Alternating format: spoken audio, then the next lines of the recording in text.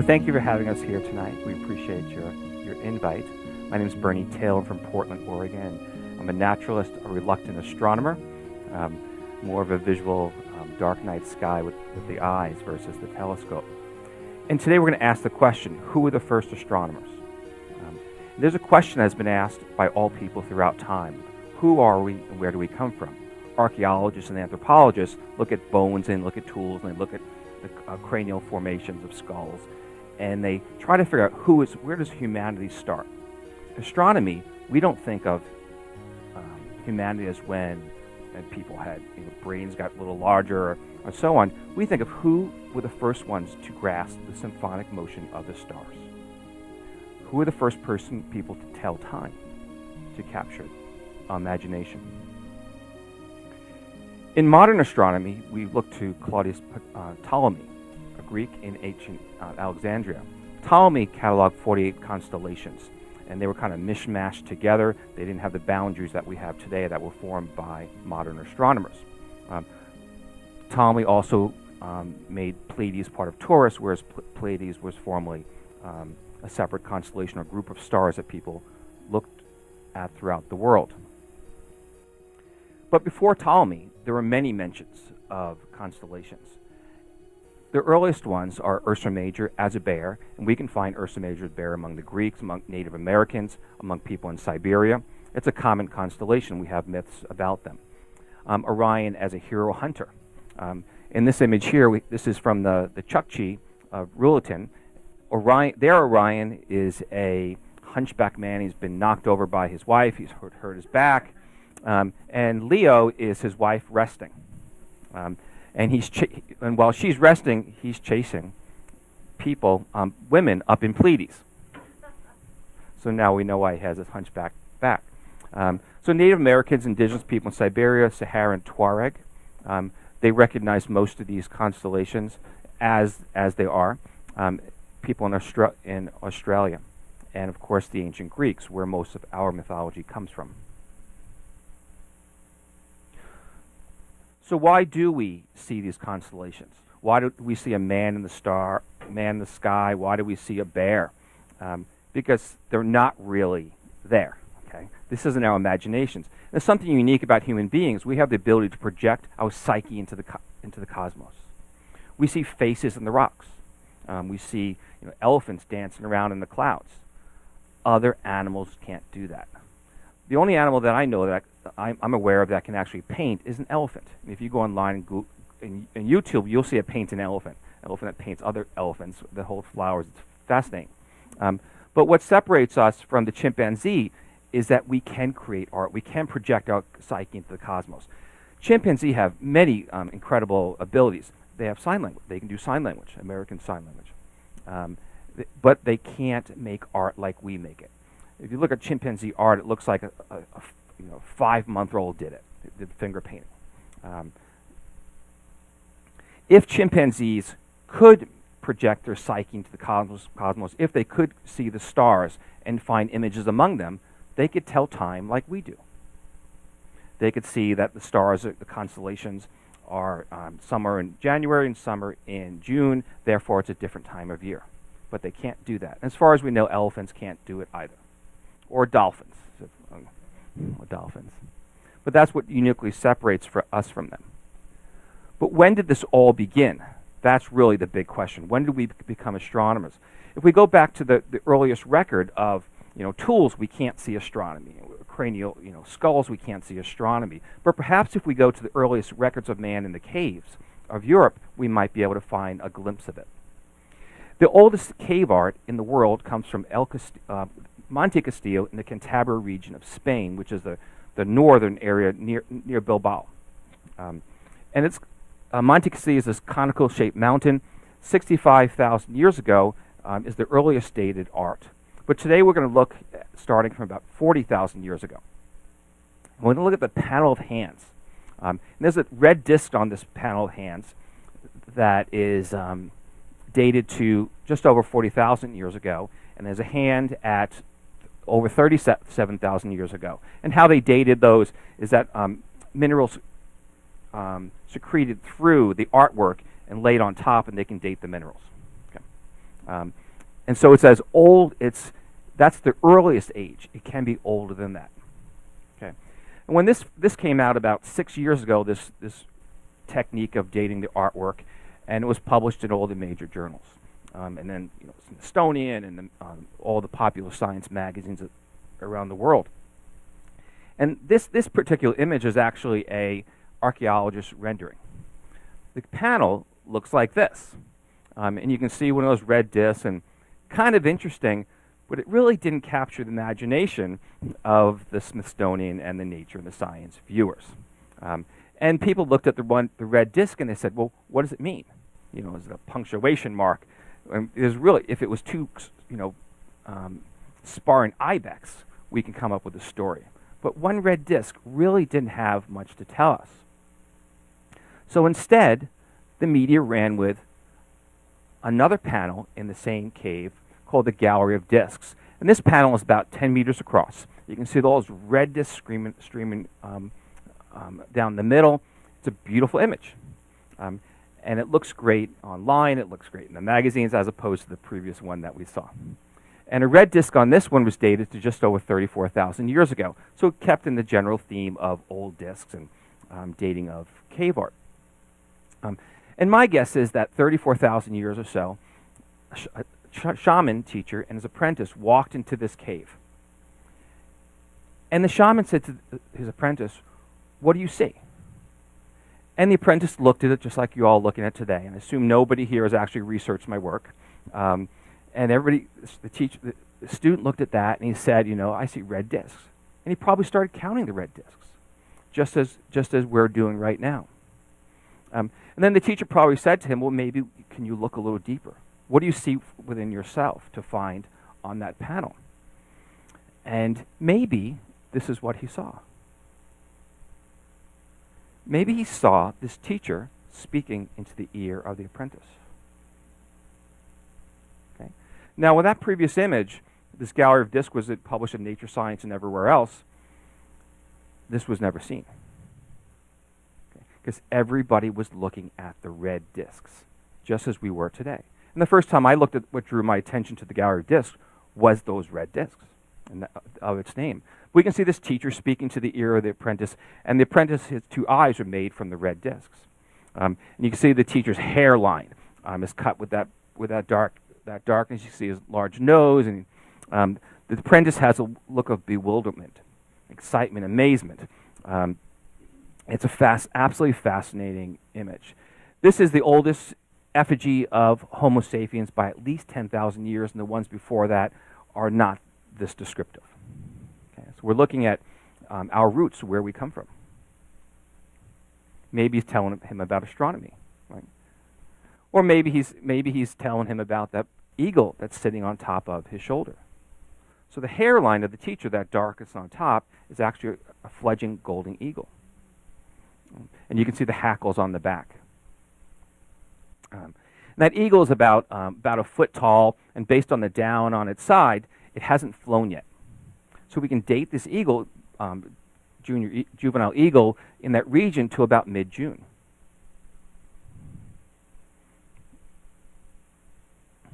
There's other animals on that same panel, and here we find an elephant with its trunk down and its ear raised. Okay. But are you sure that's an elephant with its trunk down and ear raised? Or is it an elephant with its trunk up and ear up as well? So as we go through this panel, we see changes in perspective. Our mind is tested. Now, as astronomers in this room, most of you have looked at the dark night skies and you've been able to pattern. You're probably very good at patterning that most people aren't, so these things will pop up fairly easily. And let's look at those two side by side. They're actually the same elephant.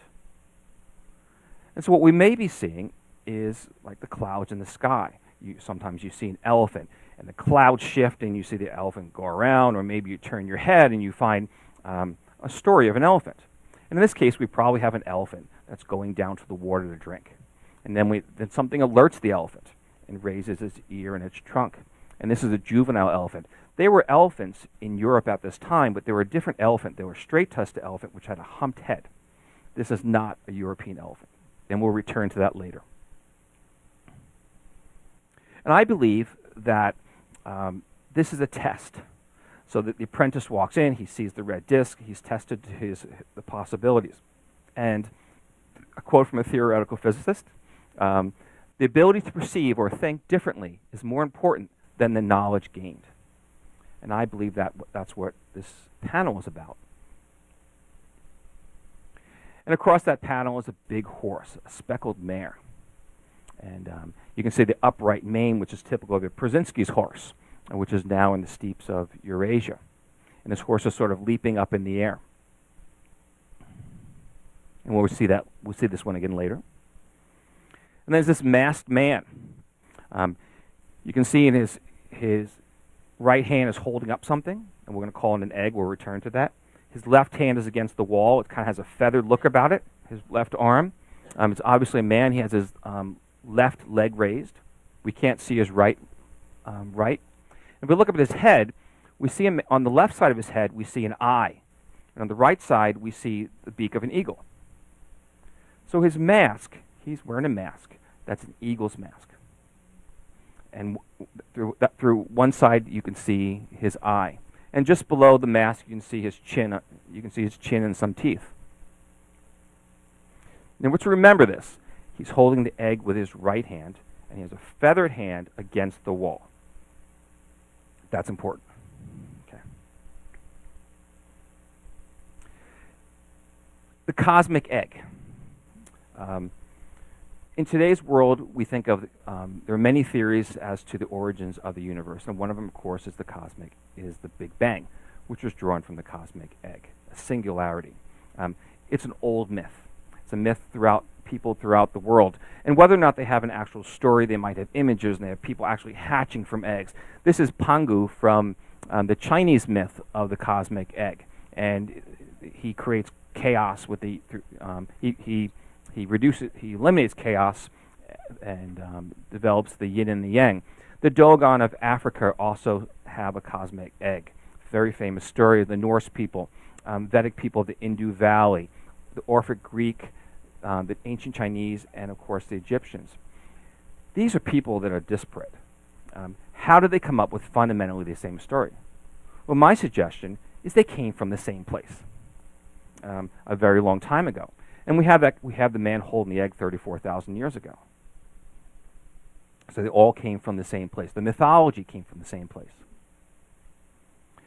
But what is the egg? Because different places have different eggs. Some of the oldest artifacts that we have of Homo sapiens come from South Africa. And 60,000 years ago, there's ostrich eggs that were etched, broken, and then thrown into the fire. And that's why they have different colorations.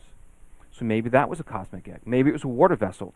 But I don't think it was just a water vessel because it's got these marks. They're tabulating something. They're counting something.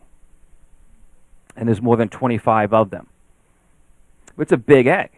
You know, if you can have a cosmic egg, it's got to be the biggest egg from a bird that you have, right? And I'd probably go to an ostrich if I was in South Africa. Around here, it might be something else. Maybe a turtle's egg. Okay. And of course, the Big Bang Theory came from Father Lemaitre, a Belgian Catholic priest. And he worked it out through the mathematical equations. So it was a theory at that time. Hubble then observed an expansion of the universe, and that gave us the Big Bang.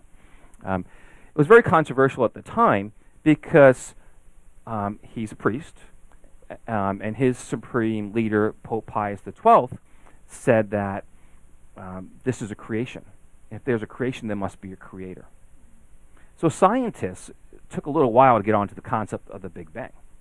And of course, the Big Bang, when it first came out, was a word. It was expression as a joke itself versus a scientific concept. Einstein was a little slow getting on. He said to Lemaitre, "Your math is correct, but your physics are atrocious." A very famous statement, because it conflicted what Einstein was working on at the time. But this concept of the Big Bang, or this cosmic egg, goes way back in time. And perhaps one of the reasons that we easily accept the Big Bang is that it's in our psyche. It's a story that we've carried through us from the beginning. That's not to say there wasn't a Big Bang, but that's maybe why it comes more easily to our acceptance. Because it asks the eternal question, what came first, the chicken or the egg? What came first? We're going to return now to our cave images. We can see the horse again. And we can see that the cosmic man behind him, he appears to be riding the horse. Now, horses were not domesticated at this time. So he's some sort of spiritual rider. And we have this tradition in mythology as well. In the Abrahamic tradition, Abraham flies between his wives in the morning and the night. Muhammad flies to heaven on a horse. And of course, Bellerophon in the Greek tradition rides Pegasus to fight the monster. The horse is a spiritual vehicle. Okay. We're going to turn now and look at the cosmic man we saw before with the beak on one side and the eye on the other. We can compare him to the teacher. It's a transformation. The teacher became the cosmic man. So you can see that it shifts. The bird on top of the teacher's shoulder, left shoulder, becomes the beak on the mask. It's the same eagle. He transforms. Okay? So if you flip the cosmic man back upright, they're the same. And on the right side of the cosmic man's face, you can see the beak off the mask. And on the right side, you can see his eye. On the left side, you can see his eye, and you can see his mouth underneath. And then compared to the teacher, it's the same character. He's transforming.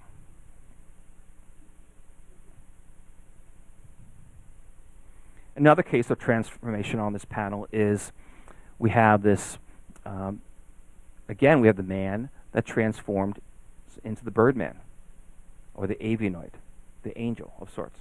Okay? And in his right hand, he holds the egg. Remember, the right hand holds the egg? And his left hand has that feathered appearance. Okay? And we're going to look at that left hand again.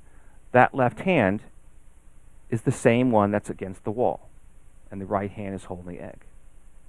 So think about this 34,000 years ago. It's daunting.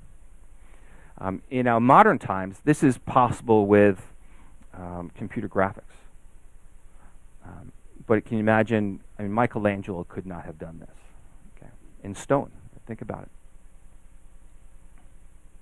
And there are other characters on the panel. There's an Iberian lynx, which designates the area as Spain, what we call now Spain. And under the chin, there's a kitten that's pushing up against the ruff. It's a touching scene. So the artist had empathy, understood the world around them, the natural world. It wasn't us and the wild cats. We were all together.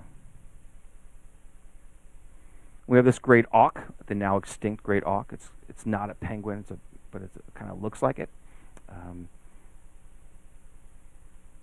It's an important bird. We'll return to that in a little bit as well. The great auk stands about yay high, and the egg is about 5 inches, which is about the size as the cosmic man's holding in his right hand. And that would have been the biggest egg, that bird egg that they saw. We have this bottlenose dolphin. You have dolphins here, and I've struggled with this one. Is it one dolphin that's spinning, or is it multiple dolphins that are together? But we have this bottlenose dolphin going across the panel. And there's a crab coming out from under the rocks. Looks a little different from the crabs here. Your crabs have the eyes up. This is the Mediterranean crab. He's sneaking out. Then we have Therianthrope. So the man we saw before holding the egg and his feathered hand behind him integrates with the dolphin to become a dolphin man. In the Irish tradition, it's a silkie, or if it was a female, it would be a mermaid. So the artist is integrating the animals and the people together. If I was an ancient person in the Mediterranean, the Greeks and the Romans, and I saw this, I would have come up with a mermaid, right? But there never were mermaids, okay? Not even in the stars. Okay. But we our imagination puts the animals together and the people. We have this monk seal. You have similar to the monk seals you have here. Big fat one lounging on the rocks. And this is important because now we've seen the auk, which is a marine bird. We saw the crab, which is a marine animal. And now we have a monk seal. We're in a marine environment. We can call it the sea in astronomical terms, right? The sea. So we're traveling from Spain to the sea to the south. And we find out hero swimmer. We have a man swimming across the top. And you can see him. He's actually dropped. This is head up there. And his arms. And he comes back here. So I've set him down a little bit in my Photoshop. When I first saw him, I thought he was climbing. And then I ultimately realized that the hands are swimming. And he's doing the crawl, and he's flutter kicking, and so on. And he's got his left arm is up as he's doing kind of a crawl, freestyle.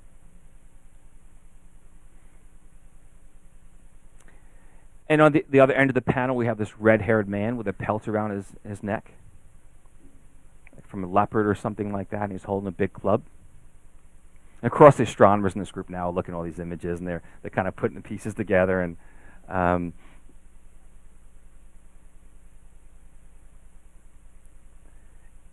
And somehow the red-haired man connects with that dolphin who lifts him up, which is a believable scene here in Maui, where people are not supposed to play with dolphins, but they do. And it's a story that we find among the Greeks and other myths that people were transported by dolphins. So we can see how this could all come together in a story. A great myth of a hero being lifted. As we continue out of this marine environment, because the man has been lifted by the dolphin out of the surf, we have this giraffe across the panel. And the red discs create the molten effect. There's actually two giraffes. We have the large head of the mother. We have the juvenile just under her head. And so here's the mother's head, and her muzzle's down, and the juvenile's is there. And the juvenile's neck comes behind the mother's. And we can see her up there, and the juvenile just below. So now we're in Africa, because there were no giraffes in Europe anywhere near this time period. So we've taken a journey. The man started in Spain, he swam across the water, and he arrives in North Africa, where he sees the giraffes. And at that time, the Sahara was a wetland. There were large lakes, and there were rhinoceros and hippopotamus and giraffes and other savanna animals. It'll be like that again in about 5,000-6,000 years. A good property tip. We have this Barbary ape in that same area. And Barbary apes are, if you've been to Gibraltar, there are Barbary apes, but they were transported in the last few hundred years. They're indigenous to the Atlas Mountains in Morocco. The Barbary ape. And this one's fascinating because I found one that had the exact same arm and leg movement or positioning. And he has his two eyes. The Barbary ape are unique in that the male will take care of the young, not knowing whether it's his young or not. So we have this large lion going across the panel. You see that big head on the top. And he's got the sprawled out front paws and the crouched rear legs. And there's a lioness here, this blockhead, and she's licking him. This is one of the first, let's call it animal beings I recognize in the panel. And I contacted a friend from my distant past when I was in my early 20s. I lived in China. And his name is George Schaller. And George Schaller is considered the world's foremost field wildlife biologist. And he's a big cat guy.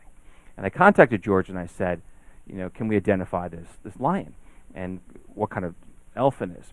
And George said, well, it was hard to really tell if there's a mane or not because it gives the impression of a mane, but it's hard to tell if it's an African lion.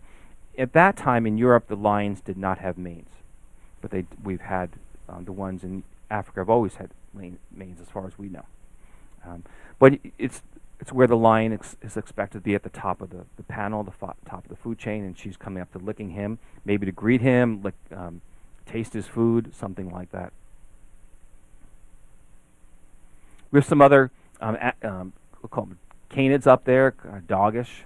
We have this one here with the ear down. We have this one with the ear up. We have this foxy-looking character here. He's in there. You can see him.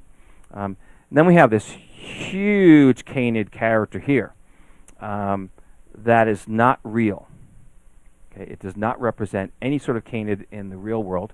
It kind of looks like the Egyptian Anubis with the raised ears. It has that general appearance. But this is not the other animals. All the other animals that we've seen are depictions of real animals that existed. That's not. And I can say that because I've seen the source of this. It's not real. But so there's canids as well, and a canid with its ear down is interesting, which is possibly a domesticated dog. We have these bears. We have two cubs with conical heads, and the mother has a roundish head. Remember, the conical head, we'll return to that later. And it's up in the top part of the panel in the dark area. And there were bears in Africa and Europe at that time. We have this reptile with a striped appearance. Kind of cool.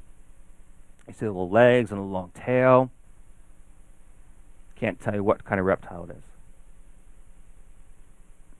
Then we have the oldest effigy of a female at 34,000 years. And again, by at least 10,000 years, this female, the character, she has long braided red hair. She has a strong chin. She doesn't look like she's very happy. She has a bit of a distressed look about her. And of course, she doesn't have clothes on. And I believe she's part of the story. Maybe she saw when the elephant was frightened and raised its trunk and its ears. Maybe she's part of that same scene. So now we're going to put this all together because I figure the astronomers were already making the connections. Okay, and we're going to go through this. So A is our cosmic man, which is the constellation Hercules. So he's in the top in the north, up here, A. B is Aegea, the eagle, which the eagle we found here with his the arm. And the man transforms into the eagle. C is Lacerta, the lizard. C. And the eagle, C was over, actually it's down here. D is Pegasus, the horse, and here's the head of the horse and the body comes down. E is Pisces, and I'm saying that I believe that Pisces is actually the 1 or 2 or 3 bottlenose dolphins, as opposed to a fish. F would be constellation Cetus, which was our seal in that same area over here. Here's the head of the seal, and the body comes down. G is Perseus, which I believe is actually the body of the elephant. H is Aruga, which I believe is the head and ears of the elephant. And I is Taurus, which I believe is one trunk of the elephant. And you kind of look at that. You put these two together, it looks like the head and the trunk of an elephant. And then, of course, this would be the body. I believe that J here, that's the lynx, but I believe that's another trunk of the elephant, and that the elephant is not just spinning around the sky, but through different seasons they picked up different stars for a different part of the story. Because we have a raised trunk, we have a trunk that's down, we have one that's raised. It's possible that J could be a lynx, but could also be another trunk of the elephant. K is Ursa Major. Remember those 2 conical heads? You got one here, and you have one here, and you have that big round head of the female. Okay. L is Leo. M is Gemini, which is both the Barbary ape and the female lioness that's licking the lion. And you can see that big block head. And then we have Orion, with the constellation Orion, who becomes that man with the club at the bottom of the panel, who's being lifted by the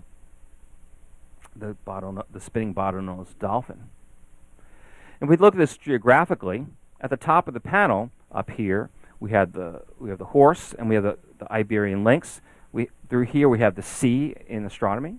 We have all those marine animals, and down here we have all the African animals.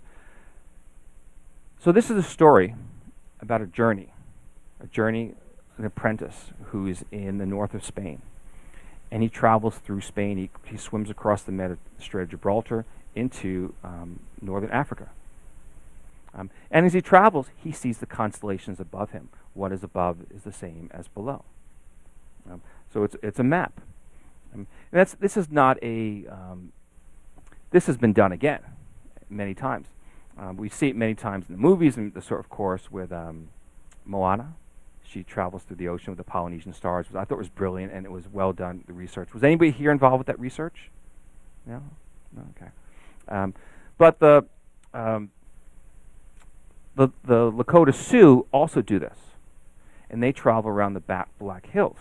And as the Heelka rise in the Beach constellation, they go to a different point. And the last place that they go is so-called Devil's Tower, which they call Bear Lodge, which we know from the movie Close Encounters. And what's really fascinating about that movie is that did Spielberg know that was the last point of the journey for the Lakota Sioux? I don't think he knew that. And this concept of the people having this mountain ingrained in their mind, which is another these archetypes that we travel to, that we're drawn to. And we have this archetype of the man who travels across water, the man who goes on a journey of transformation. Of course, St. John the Baptist is the most common recent themes. But it's found throughout history of the journey across water. Did anybody see this as I was going through those slides did any of the astronomers pick up the pattern? You saw those animals? Okay, that's right. So there's a few problems with this. One of them is that Ptolemy didn't see Lacerta. Well, he didn't mark down Lacerta, and he didn't mark down the Lynx, and we'll move there. There are possibly some other constellations in there as well. Our Therianthrope, the man who integrates with the dolphin, has the appearance of is in the right place for Aquarius. Remember that Ptolemy's constellations didn't have the boundaries that we have in constellations today. They're all mushed up. At least they had overlapping edges. So I believe that Aquarius is the mixture between those two. It's in the right place. And Capricornus is would be our crab. Now, in the myth of Hercules in his second labor, the crab bites at the foot of Hercules. Then the crab gets kicked off somewhere else in the sky as Cancer. But the myth is at the foot of Hercules. And the crab is Copernicus. And I believe that Capricornus looks a lot more crab than whatever the Greeks came up with. So next time you look into the night skies and you see Capricorn, think of the crab, the other crab. And I believe that was the original story. And is it the dolphins, Delphinus, or Pisces? I went with Pisces for a few reasons. One is it's either multiple or a huge dolphin that goes across the panel, whereas Delphinus is a very small constellation. So I went with Pisces, but I believe that the Greeks, the Romans, and others who had seen this panel, they were kind of confused about which way to go. And they were probably confused because all these characters are sandwiched together. They're all munched up. And so what do? So I went with Pisces on that one. And then Cygnus, that great auk in the top of the panel, is in the same place as the constellation Cygnus. In mythology, there's many myths around the world that Cygnus lays the cosmic egg. Okay. And so we find Cygnus, oops. So we have Cygnus here, and we found before we had the cosmic man over here. So it's in the correct. So Cygnus is where we found the great auk. And of course that would be the biggest avian bird that they had at the time. So it's not the chicken or the egg, it's the great auk of the egg. Or perhaps in South Africa, the ostrich, right? The ostrich or the egg. And but then it asks the question, is that what the Paleolithic mind thought? Because we have the egg at the top, and the auk laid its egg in late May, early June, whereas the juvenile eagle time period is mid-June. I believe this is actually a yearly cycle of rebirth, and that it wasn't an original creation per se, and that the Paleolithic cave artists weren't thinking of the Big Bang and the cosmic egg as such an origin itself, but really what happens from one year to the next of seasonal rebirth. That's what I believe. But later the story was interpreted by others as being an original source, a beginning. So Ptolemy has been considered one of the greatest astronomers of antiquity. And we can compare some of his constellations to the Paleolithic record: Aquarius, Aegea, Capricornus, Cetus, Cygnus, Gemini, Hercules, Leo, Orion, Pegasus, Pisces, and Ursa Major. So is he one of the greatest astronomers in history? And of course, similar to Ptolemy, is that there were constellations overlapping each other. That's a distinct. So Newton, that's Robert Newton, wrote a book called The Crime of Claudius Ptolemy. And in his book, he noted that Ptolemy had many constellations in his record that he could not have seen. Okay. So astronomers have considered, well, perhaps Ptolemy had a source that was further south, where he could have seen those stars. But maybe his source was from a distant epoch, when the stars were in a different place, or they were in his place, but not in a different time. And we'll return to that in a second. But maybe there are other people that found these records as well, whether through the caves or myths. And Helios, the Polish astronomer, came up with 7 new northern constellations, and we have Lacerta Lizard, we have the fox, we have dogs, we have Leo Minor, and we have a lynx. Okay, so again, we're finding more animals that we saw in the Paleolithic record. His Leo Minor, is on the other side of Leo from the lioness that we saw in the Paleolithic record. I believe that he had a mythological source, because if he had the actual source, he would have put Leo Minor as they did among the Paleolithic artists on that side. So back to this question of what could Ptolemy have seen? Well, the Earth wobbles like a top, and as it wobbles, you can see over this almost 26,000 year cycle, you can see some stars and not others. A very simple concept. It returns.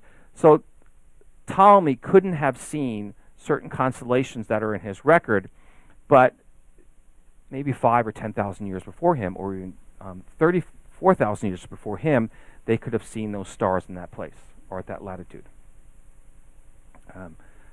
So the question of did Ptolemy steal from somebody else?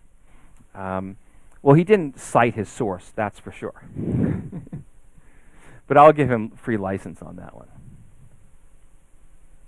And we can test this concept precession against the Paleolithic record. The image that I showed you, astronomical image I showed you before, was 35,000 years ago, so that's 33,000 BCE. And we can look at our Orion character who's being lifted by the dolphins at the Strait of Gibraltar. So he has to be just above the surf, right? So 33,000 years ago, we could see him in that other image. We can see the feet of Orion, and we can see him again 34,000 years ago. 36, through precession, he drops below the horizon. And 38 is not really a good fit. And it's not until after 38 that he rises above the horizon again at the Strait of Gibraltar. So did the Paleolithic artists understand all this stuff? Because this is not the only image that this is not the only cave image that I've had these images. I found a few others. I believe that they didn't understand precession. Okay, and that is a Greek invention or discovery. But I do believe that they went into the caves and they saw some that his feet were below the horizon, others that they were above the horizon. And that they either thought that somehow time had changed, or that if you went further south, you can find his feet above the horizon. And so that the first astronomers were probably also the first navigators. And they could at least travel north to south. And which is the image that we have, this north to south in the gallery of discs. And that they're using the stars to do that. But this would be the oldest test of precession against the record.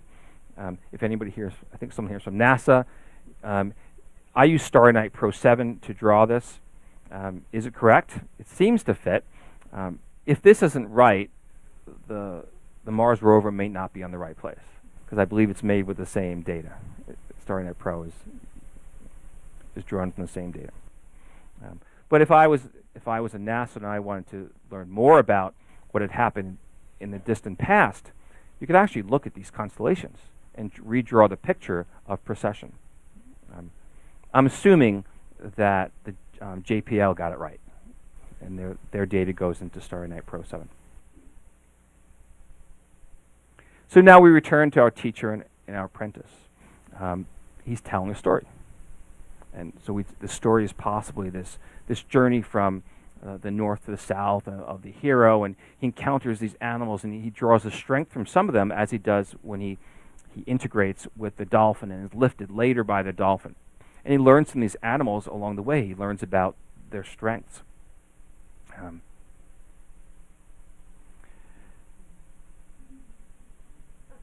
When I looked at this is our female here, right? And I actually, you can see her whole image there. But it looks a lot like Star Wars, doesn't it? What we're really seeing is the hero and the damsel in distress. They're archetypal characters, and the hero, of course, stands at the top of the hill as a champion, just as the lion does at the top of the heap. These are archetypal characters that we carry with us.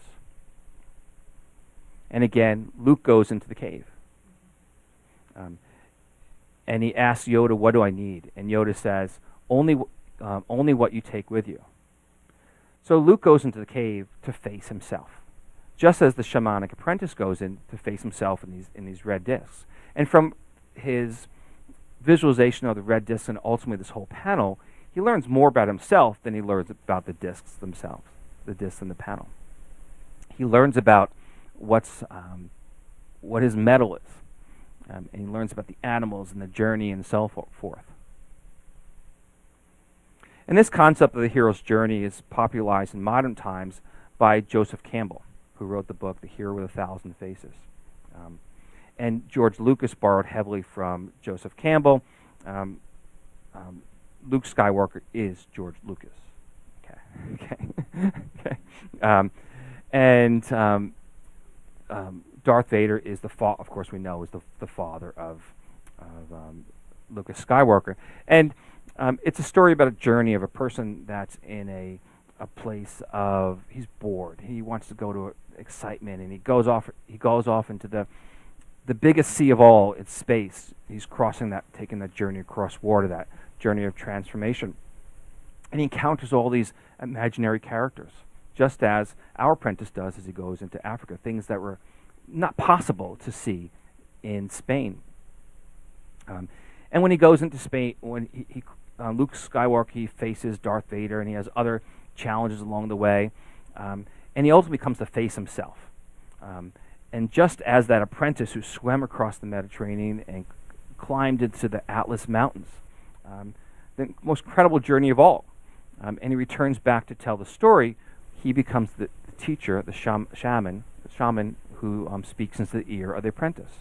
So it becomes a cycle. In the same way that Joseph Campbell expressed through the many heroes in myths throughout the world, and George Lucas tells us through the story of Luke Skywalker. But Star Wars took us a long way to get there. It wasn't until the last movie that actually finishes his journey. And today in high schools and colleges, the hero's journey and the structure of Joseph Campbell is commonly told and taught. So everybody goes to high school now, analyzes Odysseus through the lens of Joseph Campbell and the hero's journey, and many other myths. So this story is somehow, this archetypal journey that we take is somehow within us, and it goes back to a very distant time. It helps us to understand where the story starts, how it proceeds, and how it ends. Years ago, there was a Seinfeld that did the whole thing backwards, and it didn't really work, and they never did it again because it didn't carry that hero's journey, that theme. And of course, Joseph Campbell wasn't the one who came up with this hero's journey, this monomyth. It came from the Swiss psychoanalyst Carl Jung. Okay. And Carl Jung had a dream. And in this dream, he walks into an old home, and the plaster is coming off the wall, and he continues down the hallway, and he recognizes that the plaster is not of the old home, but perhaps something of ancient Greece or Rome. He continues down the hallway further, and he's into a cave. He's into the Paleolithic cave. And he recognizes that a concept that he's traveling through time, and that his mind is that Paleolithic cave. He wakes up and he starts studying the mythological literature from around the world. And that becomes the core of this monomyth that is later captured by Joseph Campbell. And I believe that Jung is Yoda in the story. I mean, he has that look. So Joseph Campbell is Obi-Wan, and Yoda is Carl Jung. I'm pretty convinced of that one. Okay. Because he's copying these stories that work for us. So these myths are passed through the seasons of the night as constellations and stars. They project man's psyche into the cosmos, characters that are light years from Earth, but still within the grasp of the human imagination. And as astronomers, we see these stars and these constellations all the time, and we see the images. We see as they move through the sky, and we see the story of Moana, and we see the story of Odysseus and the Greeks, and so on, and indigenous peoples. But then we go back to our original question. Were these Paleolithic artists the first astronomers? Okay. This is a fairly well developed astronomical practice. Okay. And I don't believe that these Paleolithic artists came up with this. I think it goes back tens, if not hundreds of thousands of years before them. Maybe hundreds. We've just, in this presentation today, we've pushed back the record by about 30,000 years from what was previously known before you walked in this room. Okay. So what I believe happened, this is Bernie, what happened. I believe that there were bears running across the horizon in the morning, and they saw Ursa Major in the spring. And so that was the bear and her cubs, and let's say Ursa Major with the legs down. And as spring and going into the summer, the bear cubs standing, and you have the mother bear with her head up, which is just as you'd see Ursa Major in the summer. And then going into the fall, we have Ursa Major kind of turning around, going and then disappearing into the night, depending where you are, which is a story that the Micmac tell in the northeastern states. So I believe that they recognized the patterns of the animals in the sky based on what they saw in the earth, and that became the first constellations. But I believe that just even before that one, that it was Orion was first. And I believe there was sometime after chimps, way long after chimps, there were Homo sapiens that saw that constellation in the sky. They saw someone on the earth before them, and they just stood up and they held their hand. And they mirrored themselves in the sky. And I believe that Orion would have been the first, because that would have been the first impression of a human that they would have recognized, or pre-archaic human. So who were the first astronomers? Somewhere long before the Greeks, and even the Babylonians, and somewhere deep into time, I would say hundreds of thousands of years ago. And so that became the first, what we think of humanity. People could chart time, people could monitor the seasons, so they can go from point A to point B and then back again. And maybe point A, B, C, and D, and travel around a larger region through the stars and, of course, the moon as well. So when I did this work, and and I had some interviews, someone asked me, well, now that we know this, will it change anything? Will we think about Paleolithic people as smarter? Will we face the demons within us as Luke Skywalker does? And how I see it is that in 2,000 or 3,000 years, this presentation or this program will be in the record. All the caves will be closed because there'll be degradation through environmental reasons, and many of them closed already. And there'll be some question about whether these images are even correct, these cave images. And they'll become a myth in the same way the Greeks and the Romans and the Egyptians and the Babylonians and the Phoenicians who had seen these caves and came up with stories. And there'll be a myth about a guy who flew across the Pacific Ocean to the Hawaiian Islands. He battled with sharks, and he met a beautiful mermaid. He swam with her, and he stood before the greatest astronomers of his time, and they smirked and they smiled, and So I don't believe this will change how we think of our past and our future. I think that I've just put my hand into a stream, but the stream kept flowing along.